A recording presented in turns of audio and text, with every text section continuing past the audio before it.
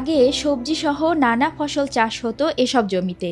তবে 2 যুগ আগে থেকে অন্যান্য ফসলের পাশাপাশি চাষ হতে শুরু করে ক্ষতিকারক তামাক। ক্ষতিকর বিষে ভরা পাতা জেনেও এটি আবাদ করছেন কুষ্টিয়ার কৃষকরা। অধিক মুনাফার আশায় এই বিষবৃক্ষ তামাক চাষ শুরু করেন তারা। দৌলতপুর, মিরপুর ও ভেড়ামারা উপজেলায় সবজিসহ ধান আবাদ হলেও এখন আর তা চোখে পড়ে না। এখন বিস্তীর্ণ মাঠে শুধু তামাক গাছ। জানি আমরা এটা ক্ষতিকর, তারপরও এই তামাক চাষের পর আমরা একটা লাভবান, এই জন্যে আমরা সব ফসল বাদ দিয়ে আমরা এই ফসলের পর আছি।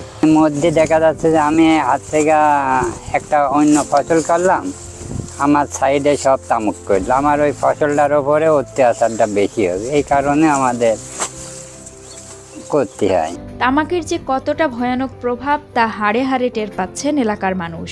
ক্যান্সার সহ নানা রোগে আক্রান্ত হচ্ছেন তারা, আর আক্রান্তের অধিকাংশই নারী ও শিশু। তামাক যখন জ্বালায়, তামাকের এই গন্ধে অনেক রোগ বালাই অনেক কিছু জন্ম নিচ্ছে, শিশুদের অনেক সমস্যা হচ্ছে, মাই মুরব্বীদের ওই যাদের অ্যাজমা আছে তাদের আরও বেশি সমস্যা হয়। সরকারের নিয়ন্ত্রণ না থাকায় এমন পরিস্থিতি বলে দাবি করছেন স্থানীয় বাসিন্দারা।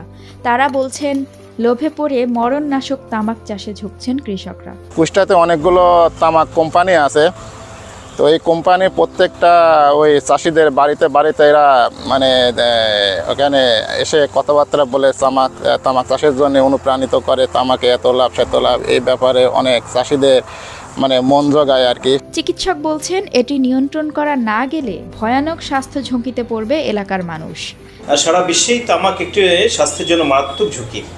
তামাক নিয়মিত সেবন করলে পরে তা ফুসফুসের বিভিন্ন রকমের সমস্যা, যেমন কাশি, যক্ষা, হাঁপানি, শ্বাসকষ্ট, এমনকি মৃত্যু, ক্যান্সার পর্যন্ত হওয়ার সম্ভাবনাটা অনেকাংশেই বেড়ে যায়।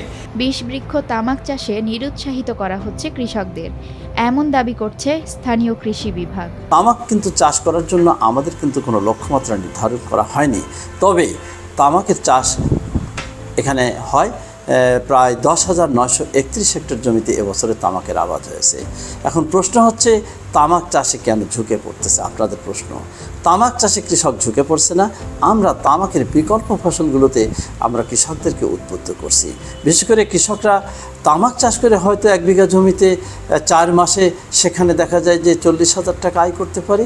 আমরা কিন্তু কৃষকদের বলছি, ফুলকপি এবং বাঁধাকপি চাষ করে কৃষকরা কিন্তু আর্থিকভাবে বেশি লাভবান হতে পারে। কুষ্টিয়া জেলায় এবার 10,931 হেক্টর জমিতে চাষ করা হচ্ছে বিষবৃক্ষ তামাক।